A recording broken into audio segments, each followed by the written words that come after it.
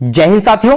तो साथियों आज की क्लास में हम देखेंगे हिंदी भाषा का प्रैक्टिस सेट नंबर 1, जिसमें हम देखने वाले हैं 30 बहुत ही महत्वपूर्ण प्रश्न। तो सभी साथी अंत तक हमारे साथ बन रहे हैं और जिन साथियों को इन क्वेश्चन की पीडीएफ चाहिए वो हमारा टेलीग्राम चैनल ज्वाइन कर लें, उसका लिंक आपको नीचे डिस्क्रिप्शन में मिल जाएगा। और जो भी साथी चैनल पर नए आए हैं वो सभी साथी चैनल को सब्सक्राइब जरूर कर लें और साथ में इस वीडियो को लाइक भी कर दें। तो साथियों शुरू करते हैं आज की क्लास और देखते हैं अपना पहला प्रश्न। तो हमारा पहला प्रश्न है हिंदी के प्रैक्टिस सेट का, चिदंबरा पर ज्ञानपीठ पुरस्कार किसे प्राप्त हुआ है? मैथिली शरण गुप्त को, सुमित्रा नंदन पंत को, अयोध्या सिंह उपाध्याय हरिओद को या फिर रामधारी सिंह दिनकर को। तो एक मायने में आपसे यह पूछा गया है कि चिदंबरा किसके द्वारा लिखी गई है। तो क्वेश्चन नंबर 1 का सही आंसर होगा साथियों सुमित्रा नंदन पंत को पुरस्कार मिला है ज्ञानपीठ। तो ऑप्शन नंबर 2 इसके लिए सही आंसर हो जाएगा। चलिए अगला प्रश्न देख लेते हैं। प्रश्न नंबर 2 ये रहा आपकी स्क्रीन पर। महान शब्द में अगर त्वय प्रत्यय जोड़ दिया जाए तो क्या शब्द बनेगा? महनीय, महत्ता, महत्व या फिर महती।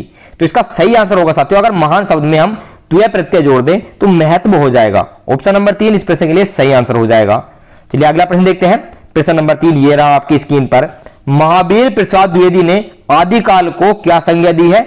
महावीर प्रसाद द्विवेदी ने आदिकाल का दूसरा नाम क्या रखा है? बीज बपन काल, आदिकाल, वीर गाथा काल या फिर चारण काल। तो महावीर प्रसाद द्विवेदी ने आदिकाल को वीर गाथा काल भी कहा है। ऑप्शन नंबर 3 इसके लिए सही आंसर हो जाएगा। वेरी वेरी इंपोर्टेंट ये क्वेश्चन हो जाता है आपके लिए। चलिए प्रश्न नंबर 4 देखते हैं। कृदंत प्रत्यय किन शब्दों के साथ जुड़ते हैं? संज्ञा शब्दों के साथ, सर्वनाम शब्दों के साथ, क्रिया शब्दों के साथ या फिर अव्यय शब्दों के साथ। जो कृदंत प्रत्यय होते हैं ये जुड़ते हैं क्रिया शब्दों के साथ। ऑप्शन नंबर 3 इस प्रश्न के लिए सही आंसर हो जाएगा। चलिए अगला प्रश्न देखते हैं। प्रश्न नंबर 5 आज की क्लास का ये रहा आपकी स्क्रीन पर। जो व्याकरण जानता है इस वाक्यांश के लिए एक शब्द क्या है? उसको क्या कहेंगे जो व्याकरण जानता है? वैज्ञानिक, व्याकरण, बहुज्ञ या फिर शास्त्रज्ञ। तो क्वेश्चन नंबर 5 का सही आंसर हो जाएगा, उसको कहेंगे हम व्याकरण। ऑप्शन नंबर 2 इसके लिए सही आंसर हो जाएगा। चलिए अगला प्रश्न देखते हैं। प्रश्न नंबर 6 ये रहा आपकी स्क्रीन पर। सरस्वती पत्रिका के संपादक कौन थे? वेरी वेरी इंपोर्टेंट ये क्वेश्चन हो जाता है। सरस्वती पत्रिका किसने संपादित की थी? सूर्यकांत त्रिपाठी निराला जी ने, महावीर प्रसाद द्विवेदी जी ने, भारतेंदु हरिश्चंद्र जी ने या फिर बाल मुकुंद गुप्त जी ने। तो क्वेश्चन नंबर 6 का सही आंसर हो जाएगा सरस्वती पत्रिका संपादित की थी महावीर प्रसाद द्विवेदी ने। ऑप्शन नंबर 2 सही आंसर हो जाएगा। चलिए अगला प्रश्न देखते हैं। प्रश्न नंबर 7 ये रहा आपकी स्क्रीन पर। हिंदी शब्द किस भाषा से लिया गया है? वेरी वेरी इंपोर्टेंट क्वेश्चन हो जाता है एक और आपके लिए। हिंदी शब्द किस भाषा से लिया गया है? संस्कृत से, फारसी से, हिंदी से या फिर अरबी से। तो साथियों हिंदी शब्द लिया गया है फारसी भाषा से। ऑप्शन नंबर 2 इसके लिए सही आंसर हो जाएगा। अगला प्रश्न देखते हैं। प्रश्न नंबर 8 ये रहा आपकी स्क्रीन पर। निम्नलिखित में तत्सम शब्द है। इन चारों शब्दों में से कौन सा एक शब्द ऐसा है जो तत्सम शब्द है? आंख, पांव, गांव या फिर ग्रह। तो पहले साथियों समझ लेते हैं तत्सम शब्द होते क्या है। तत्सम शब्द वे शब्द होते हैं जो एक्चुअल में संस्कृत के शब्द होते हैं। जो किसके शब्द होते हैं? संस्कृत के शब्द होते हैं, लेकिन हिंदी में उपयोग किए जाते हैं। हिंदी में भी वो शब्द लिए जाते हैं, बोले जाते हैं। तो इसका सही आंसर हो जाएगा गिरह। यह एक संस्कृत शब्द है जो हिंदी में यूज होता है। तो ऑप्शन नंबर 4 तत्सम शब्द है। प्रश्न नंबर 9 देखेंगे। बीती विभावरी जागरी, अंबर पनघट में डुबो रही, तारा घट ऊषा नागरी। तो इन पंक्तियों में कौन सा अलंकार है? अनुप्रास, उपमा, अन्योक्ति या फिर रूपक। तो इसमें अलंकार है साथियों रूपक। ऑप्शन नंबर 4 इस प्रश्न के लिए सही आंसर हो जाएगा। चलिए अगला प्रश्न देख लेते हैं। प्रश्न नंबर 10 ये रहा आपकी स्क्रीन पर। निम्नलिखित में से महाप्राण व्यंजन कौन से हैं? कै, चे, टे, ते, पे, खे, छे, ठे, थे, फे, गे, जय, डे, दे, बे या फिर ये, रे, ले, बे। तो इन सभी में कौन से वो व्यंजन हैं जो महाप्राण के नाम से जाने जाते हैं? तो क्वेश्चन नंबर 10 का सही आंसर होगा साथियों ऑप्शन नंबर 2 खे, छे, ठे, थे, फे। ये जो व्यंजन है ये अपने हर एक वर्ग का जो हमारे वर्ग होता है कचट, तप, कै, चे, टे, ते और पे, इनके सभी के दूसरे वर्ण हैं। इनके सभी के दूसरे नंबर पर आने वाले वर्ण हैं। ये देखो कै वर्ग का दूसरा वर्ण क्या होता है? खे होता है। चे वर्ग का छे होता है। ठे वर्ग का टे वर्ग का ठे होता है। ते वर्ग का थे होता है और ते वर्ग का थे होता है। तो हर एक वर्ग के जो दूसरे नंबर का जो व्यंजन होता है वो हमारा महाप्राण व्यंजन होता है। तो ऑप्शन नंबर 2 इस प्रश्न के लिए सही आंसर हो जाएगा। चलिए अगला प्रश्न देख लेते हैं। प्रश्न नंबर 11 आज की क्लास का। जब प्रथम शब्द संख्यावाची हो और द्वितीय शब्द संज्ञा हो तो कौन सा समास होगा? मतलब जिस शब्द में जो पहला शब्द होगा वो संख्यावाचक होगा तो वो कौन सा समास होगा? द्विगु समास, कर्मधारय समास, तत्पुरुष समास या फिर बहुब्रीहि समास। तो क्वेश्चन नंबर 11 का सही आंसर होगा द्विगु समास होगा वो। ऑप्शन नंबर 1 सही आंसर हो जाएगा। जैसे चौराहा, जैसे क्या होता है? चौराहा यानी कि 4 राहों का समूह। तो यहां पर 4 क्या आ रही है? हमारी संख्या आ रही है। तो इसमें कौन सा समास होगा? द्विगु समास होगा। चलिए अगला प्रश्न देख लेते हैं। प्रश्न नंबर 12 आज की क्लास का, ये रहा आपकी स्क्रीन पर। तुम मांसहीन, तुम रक्तहीन, हे अस्थि शेष तुम अस्थिहीन, तुम शुद्ध बुद्ध आत्मा केवल, हे चिर पुराण हे चिर नवीन। तो उपयुक्त पंक्तियों में कौन सा अलंकार प्रयुक्त हुआ है? विरोधाभास, विशेषण विपर्य, मानवीकरण या फिर दृष्टांत। तो ये जो पंक्ति है इन पंक्तियों में है विरोधाभास अलंकार। ऑप्शन नंबर 1 इसके लिए सही आंसर हो जाएगा। चलिए अगला प्रश्न देखते हैं, प्रश्न नंबर 13, ये रहा आपकी स्क्रीन पर। यद्यपि सुजाति सुलक्षणी, सुब्रन सरस सुब्रत, भूषण बिनु न विराजई, कविता वनिता मित। अलंकार को परिभाषित करने वाली उपयुक्त पंक्तियां किस कवि की हैं? अभी जो पंक्तियां लिखी गई हैं किस कवि ने लिखी हैं? केशवदास, सेनापति, बिहारी लाल या फिर आचार्य दंडी। तो ये जो पंक्तियां लिखी गई हैं ये लिखी गई हैं साथियों केशवदास जी के द्वारा। ऑप्शन नंबर 1 इसके लिए सही आंसर हो जाएगा। प्रश्न नंबर 14 देखेंगे, निम्नलिखित में से कौन सा शब्द सरस्वती का पर्याय नहीं है? वीणा पाणी, वाग्देवी, भारती या फिर जानवी। तो वो कौन सा ऐसा शब्द है जो सरस्वती का दूसरा नाम नहीं है? तो क्वेश्चन नंबर 14 का सही आंसर हो जाएगा साथियों जानवी। ऑप्शन नंबर 4 इसके लिए सही आंसर हो जाएगा। बाकी वीणा पाणी भी सरस्वती जी को कहा जाता है, वाग्देवी भी उन्हीं को बोला जाता है और मां भारती भी सरस्वती जी को कहा जाता है।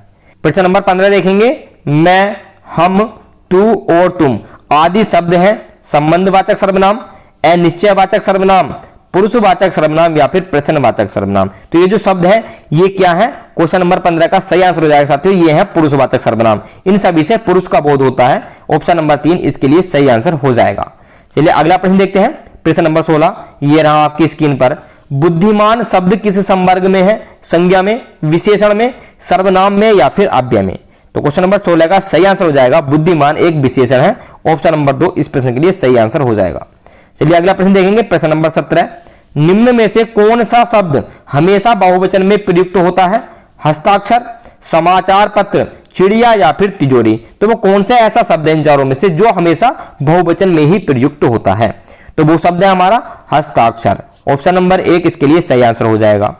चलिए अगला प्रश्न देखेंगे, आज की क्लास का प्रश्न नंबर 18 है, हंसना कैसी क्रिया है? जो हंसना है यह किस प्रकार की क्रिया है? सकर्मक क्रिया, अकर्मक क्रिया, संयुक्त क्रिया या फिर प्रेरणार्थक क्रिया। तो क्वेश्चन नंबर 18 का सही आंसर हो जाएगा साथियों, इसमें कोई कर्म नहीं हो रहा है तो यह हमारी हो जाएगी अकर्मक क्रिया।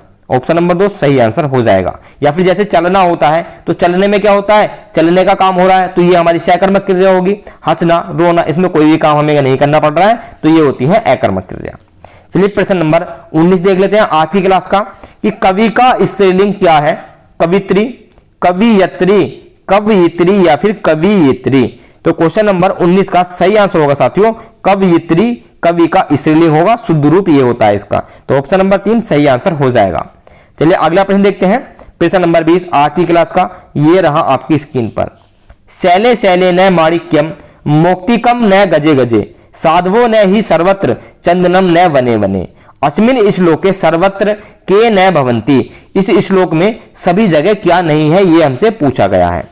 मोक्तिकम, साधवो, माणिक्यम या फिर चंदनम। तो क्वेश्चन नंबर 20 का सही आंसर हो जाएगा साथियों ऑप्शन नंबर 2 साधवो। ऑप्शन नंबर 2 इस प्रश्न के लिए सही आंसर हो जाएगा। और साफ साफ यहाँ पर दिखाई भी दे रहा है कि साधुओं ने ही सर्वत्रम, मतलब साधु हर जगह पर नहीं होते हैं। ठीक है, चंदनम न बने बने, और चंदन भी हर एक वन में नहीं मिलता है। चलिए अगला प्रश्न देख लेते हैं, प्रश्न नंबर 21 ये रहा आपकी स्क्रीन पर। उदेति सविता ताम्र एव अस्ति मेति च, संपत्तौ विपत्तौ च महता मेक रूपता, सविता कीदृश उदेति। तो ये जो पहले हम श्लोक का अर्थ समझ लेते हैं। उदेति सविता ताम्र, सविता का मतलब होता है सूर्य, उदेति मतलब उदय होता है। जब सूर्य उदय होता है, जब ताम्र वर्ण का होता है, ताम मतलब तांबे की तरह का दिखाई देता है, और जब अस्त होता है तब भी उसी तरीके का दिखाई देता है। इसीलिए संपत्ति और विपत्ति में महान पुरुष एक रूप होते हैं। जब उनके पास संपत्ति आती है तो वो ज्यादा खुश भी नहीं होते हैं, और विपत्ति आती है तो ज्यादा दुखी भी नहीं होते हैं। तो सविता कीदृश उदेति, यानी कि सूर्य कैसा उदित होता है ये पूछा गया। तो सीधा सीधा हमें यहां से ही पता चल रहा है कि सविता ताम्र उदेति, यानी कि ताम्र वर्ण का। तो ऑप्शन नंबर 1 ताम्र ही इस प्रश्न के लिए सही आंसर हो जाएगा। चलिए अगला प्रश्न देख लेते हैं, प्रश्न नंबर 22 ये रहा आपकी स्क्रीन पर। पितृसुयसा का अर्थ क्या है? पितृसुयसा एक संस्कृत शब्द है, इसका हिंदी का अर्थ क्या होगा? बुआ, ताई, चाची या फिर मौसी। तो क्वेश्चन नंबर 22 का सही आंसर हो जाएगा साथियों पितृसुयसा कहते हैं पिता की बहन यानी कि बुआ को। तो ऑप्शन नंबर 1 इस प्रश्न के लिए सही आंसर हो जाएगा। चलिए अगला प्रश्न देखते हैं, प्रश्न नंबर 23 ये रहा आपकी स्क्रीन पर। गम धातु लट लकार मध्यम पुरुष बहुवचन का रूप है। गम धातु का लट लकार में यानी कि भविष्य काल में, लट लकार होता है भविष्य काल, भविष्य काल में मध्यम पुरुष में बहुवचन का रूप क्या होगा? गमिष्यत है, गमिष्यत है, गमिष्यत या फिर गमिष्यावय। तो क्वेश्चन नंबर 23 का सही आंसर हो जाएगा साथियों गमिष्यत, बिना विसर्ग वाला था लगेगा पीछे, तो ऑप्शन नंबर 3 इसके लिए सही आंसर हो जाएगा। चलिए अगला प्रश्न देखते हैं, प्रश्न नंबर 24। सूर्योदय पद में प्रयुक्त समास है। सूर्योदय में कौन सा समास होगा? कर्मधारय, बहुब्रीहि, अव्ययी भाव या फिर तत्पुरुष समास। तो क्वेश्चन नंबर 24 का सही आंसर हो जाएगा साथियों सूर्योदय, सूर्य का उदय यानी कि तत्पुरुष समास इसमें हो जाएगा। ऑप्शन नंबर 4 इसके लिए सही आंसर होगा। चलिए अगला प्रश्न देखते हैं, प्रश्न नंबर 25 ये रहा आपकी स्क्रीन पर।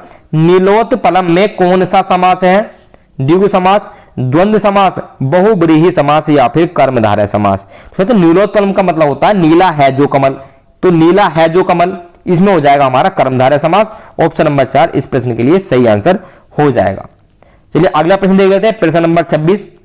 दास्यति क्रियापद में कौन सा लकार होगा? लट लकार, लोट लकार, लट लकार या फिर विधिलिंग लकार। तो दास्यति इसमें हमें भेद हो रहा भविष्य काल का, ठीक है, यानी कि इसमें कैसे पता चलता है? इससे पता चलता है हमारा ईस्यति से, जिसमें ईस्यति, ईस्यत है, ईस्यंती इस तरीके का होगा, वो उसमें हमारा होगा भविष्य काल। भविष्य काल को संस्कृत में क्या कहते हैं? लेट लकार। तो ऑप्शन नंबर 3 इसके लिए सही आंसर हो जाएगा। चलिए अगला प्रश्न देखते हैं, प्रश्न नंबर 27 ये रहा आपकी स्क्रीन पर। माहेश्वर सूत्रों की संख्या है। वेरी वेरी इंपोर्टेंट ये क्वेश्चन हो जाता है, काफी बार आपको एग्जाम में देखने के लिए मिल जाएगा ये वाला क्वेश्चन। तो देखेंगे 14, 13, 15 या फिर 10। तो माहेश्वर सूत्रों की संख्या 14 बताई गई है। ऑप्शन नंबर 1 इसके लिए सही आंसर हो जाएगा। चलिए अगला प्रश्न देखते हैं, प्रश्न नंबर 28। गा पद में विभक्ति और वचन कौन सा है? प्रथमा व्यक्ति बहुवचन, द्वितीय व्यक्ति बहुवचन, पंचमी विभक्ति एक वचन या फिर सप्तमी विभक्ति एक वचन। तो गा शब्द में है हमारे द्वितीय विभक्ति बहुवचन। ऑप्शन नंबर 2 इसके लिए सही आंसर हो जाएगा। चलिए अगला प्रश्न देखते हैं, प्रश्न नंबर 29। हसंती पद में प्रत्यय कौन सा लगा हुआ है? कितिन, कितय, सत्र या फिर ल्युट। तो क्वेश्चन नंबर 29 का सही आंसर हो जाएगा साथियों हसंती पद में जो प्रत्यय लगा हुआ है वो है हमारा सत्र प्रत्यय। ऑप्शन नंबर 3 इसके लिए सही आंसर हो जाएगा। चलिए अगला प्रश्न देखते हैं, प्रश्न नंबर 30 और आज की क्लास का हमारा लास्ट प्रश्न है। पंडित से बनी भाववाचक संज्ञा क्या होगी? अगर पंडित शब्द से हम एक भाववाचक संज्ञा बनाएं तो वो क्या बनेगी? पांडित्य, पंडिताइन, पठन या फिर ये सभी। तो क्वेश्चन नंबर 30 का सही आंसर क्या होगा? इसका आंसर आपको कमेंट में टाइप करके हमें बताना है, तो जल्दी से इसका आंसर कमेंट में टाइप कर दीजिए।